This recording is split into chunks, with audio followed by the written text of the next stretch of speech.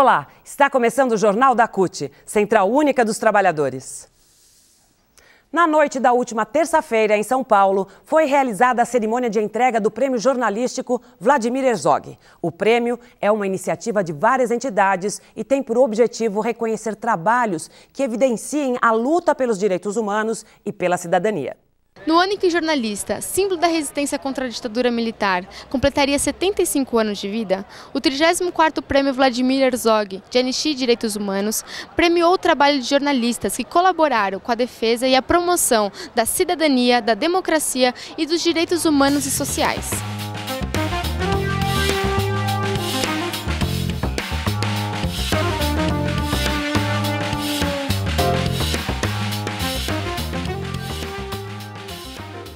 O prêmio é extremamente importante porque eu acho que ele tem duas coisas. Primeiro, ele está reconhecendo trabalhos feitos, né? Então, é reconhecimento de um trabalho de denúncia contra, em relação às injustiças sociais, contra a vida de pessoas. E, por outro lado, ele tem isso, o reconhecimento do que foi feito. E eu acho que ele também está funcionando muito como estímulo aos jornalistas a continuarem nesse trabalho investigativo, de denúncia e produção. Embora tenha muitas dificuldades, né? Mas o pessoal está fazendo, você está vendo, se você está acompanhando os últimos anos, como tem aumentado o número de pessoas que estão participando. Não só que estão participando, mandando matérias, como vindo aqui. Entendo, prestigiar colegas, prestigiar amigos, prestigiar familiares. O Prêmio Vladimir Herzog está inserido num contexto de revalorização dessa nossa cultura, de revalorização dessa luta pela democracia, dessa luta contra o arbítrio, da luta contra a ditadura militar. E o Prêmio Vladimir Herzog tem uma história, né, dessa luta, acompanhou e fez parte de todo esse período, porque é o prêmio mais antigo da questão da área de direitos humanos no Brasil, fundada ainda na ditadura para combater a ditadura, fundada com o claro propósito político de ser um espaço de reflexão e de premiação para aqueles jornalistas que estavam fazendo um trabalho de resistência e de protesto ao mesmo tempo contra a situação do regime militar que ainda estava vigente no Brasil quando o prêmio foi fundado. Acho que tem dois aspectos importantes aí. Primeiro é que quem está sendo premiado aqui é um trabalhador. Ele está sendo premiado pelo seu trabalho. Tem muito esforço físico aqui, tem muito trabalho de jornalistas sendo reconhecido aqui. Nós não estamos dando prêmios, nunca. O Prêmio Vladimir Herzog premiou empresas de comunicação. Sempre, desde o início, ele foi voltado para premiar o jornalista que, com o seu trabalho, apresenta essa visão de mundo que a gente conversou aqui. Então, primeiro aspecto, trata-se de um prêmio feito para trabalhadores. Segundo, o trabalhador em geral, aí não estamos falando do trabalhador da área de comunicação, mas qualquer um, ele é o objeto da comunicação. O trabalhador, ele está inserido no universo da comunicação. O universo da comunicação não é só dos empresários, não é só da classe letrada, enfim. O universo da comunicação abrange o trabalhador. Nós precisamos democratizar a comunicação, também inserir o trabalhador nesse processo da comunicação. Entre as 9 categorias da premiação, a edição especial Comissão da Verdade, da Caros Amigos, foi a premiada na categoria Revista. Em nome da memória, da verdade e da justiça, a edição reuniu material importante para esclarecer e estimular o julgamento dos crimes praticados pelo Estado brasileiro durante o período da ditadura militar. É extremamente importante porque desde que a ditadura militar até hoje acabou, né? Até hoje o Brasil não fez as pazes com o seu passado e a sociedade brasileira merece ter verdade, merece ter memória e merece ter justiça acima de tudo. Então a gente espera que esse prêmio ajude, assim como o especial que a gente fez, a chamar a atenção para esse tema, para que a gente possa corrigir heranças malditas, que a gente chama que estão da ditadura aí até hoje. A gente vê violência policial, o judiciário conservador, até sistema tributário, várias coisas que a gente reuniu nesse especial, que são heranças que a ditadura deixou e que a gente precisa de verdade, de memória e justiça para corrigir e fazer as transformações necessárias. Eu considero que a medida tomada pelo Tribunal de Justiça de São Paulo é uma medida de direitos humanos, é uma medida justa, que deve ser estendida a todas as pessoas que foram mortas nas circunstâncias desaparecidas, enfim, em função de torturas, maus tratos, desaparecidas, maltratadas e que tiveram falsos atestados de óbito emitidos no período da ditadura militar.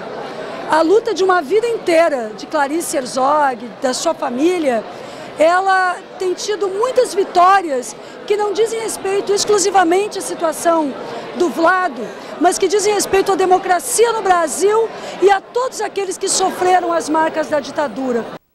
No início deste mês, a CUT Sergipe fez parte de um protesto em Aracaju contra a criação da Empresa Brasileira de Serviços Hospitalares. Sua implantação representa a privatização dos hospitais universitários. Apesar de ser uma empresa estatal, sua criação irá flexibilizar os direitos dos trabalhadores e provocará a precarização do trabalho. Olha, primeiro dizer que a CUT é contra qualquer tipo de privatização, seja ela parcial ou total. No caso do Hospital Universitário lá em Sergipe, que é um hospital de referência, que tem relevante serviço prestado à sociedade, a CUT já fez mais de 10 atos de protesto, não só na porta do hospital, como também na imprensa, gerando um debate público.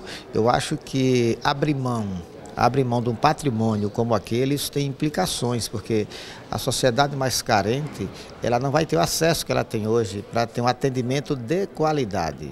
Se ele for privatizado, a população mais carente, que tem acesso livre de qualidade, ela não vai ter. Do ponto de vista do funcionalismo, eles vão ser tratados, eles vão ser colocados num quadro em extinção. Você vai terminar rompendo a unidade dos trabalhadores. Você vai ter trabalhadores que serão regidos pelos regimes seletistas e aqueles funcionários de carreira que são estatutários, criando uma verdadeira divisão no seio do hospital. Foi realizado em Moçambique, na África, um curso de formação para mulheres metalúrgicas no mês de setembro. A CUT foi representada por Liliana Pisque, secretária de formação da CUT Santa Catarina. O curso teve o objetivo de contribuir para a melhoria das condições de trabalho e para a organização das trabalhadoras africanas. A gente foi discutir um pouco sobre saúde da mulher trabalhadora, né? Fazer um comparativo entre o que nós temos aqui no Brasil e o que elas têm lá, né? Elas possuem uma comissão de saúde e higiene que equivale mais ou menos à CIPA que a gente tem aqui hoje, né? E as dificuldades dela são meio que parecidas conosco quando diz referente à saúde da mulher. A questão da ergonomia, a questão do trabalho da mulher, a questão do olhar, não só integral da mulher. É muito parecido porque você olha o trabalhador geral, né? E a mulher tem, com as suas condições físicas, tem algumas especificidades que a engenharia de segurança e saúde do trabalho acaba não observando essas questões. O problema mais acentuado é no processo de formação, porque não tem um diálogo como aqui a gente tem na construção de uma formação continuada e permanente dessas trabalhadoras, né? Para que elas possam, de fato, conseguir se defender e conseguir encaminhar aquilo que elas verificam e identificam como problemas no seu local de trabalho. Então, o projeto ele desenvolve em 5 módulos, um desse módulo era a saúde do trabalhador e foi bem interessante porque a gente verificou várias questões que são muito parecidas com relação à saúde do trabalhador. No referente aos direitos, elas precisam avançar um pouco mais ainda. Elas na legislação, elas têm garantia de licença maternidade, como um exemplo, de 2 meses, né? Enquanto a gente tem 4 e 6 meses. No início do mês de outubro, Martinho Souza, presidente da CUT Pará, se reuniu com Manuel Messias Melo, secretário de Relações de Trabalho do Ministério do Trabalho e Emprego. A regularização de sindicatos foi um dos temas principais do encontro, o que representa avanços para a classe trabalhadora. Bom, nós no estado do Pará, nós temos muitos problemas com relação da regularização de sindicatos, tanto rurais como urbanos. Então, uma das sentadas das nossas conversas com o Messias foi no sentido de resolver essas questões.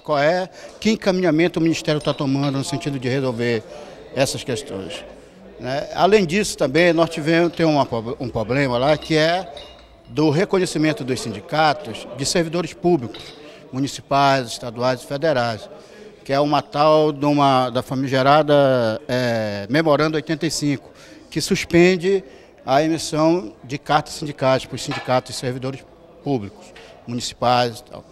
E, nesse sentido, nós temos uma boa resposta, né, para os nossos sindicatos, que, segundo o Messias, o ministro deve estar assinando agora, ainda esse mês, né, revogando essa questão da Carta 85 e aí facilitando mais o encaminhamento, o andamento dos processos lá em Brasília com relação à criação desses novos sindicatos de servidores públicos municipais.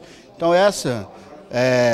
apesar da reunião com o Messias ter sido muito rápido, mas teve muito de bom, né, para os trabalhadores. E a gente considera ainda esse fato com relação aos municipais, aos sindicatos municipais, muito importante para nós no Estado. O governador do Mato Grosso do Sul, André Putinelli, desistiu da ação direta de inconstitucionalidade movida por ele e mais 5 governadores contra o artigo 5º da Lei do Piso. A conquista histórica para os educadores do Mato Grosso do Sul indica um bom caminho para o enfrentamento nacional da categoria contra a ADIM 4848. A mobilização organizada pela FETEMES em Mato Grosso do Sul foi fundamental para abrir negociação com o governador André Putinelli. O governador recebeu no dia 15 de outubro a direção da CNTE e a direção da FETEMES para discutir a pauta apresentada pela entidade local. Além das questões relativas aos trabalhadores em educação do Estado do Mato Grosso do Sul, a pauta apresentava como item primeiro a ação direta de inconstitucionalidade contra o artigo 5º da Lei do Piso, impetrada por 6 governadores, da qual o governador do Mato Grosso do Sul é um dos signatários.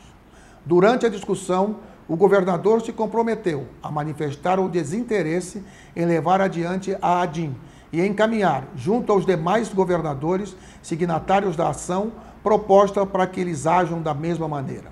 Além disso, se comprometeu a defender a proposta de critério de reajuste do piso, apresentada pela CNTE, Undime e Campanha Nacional pelo Direito à Educação.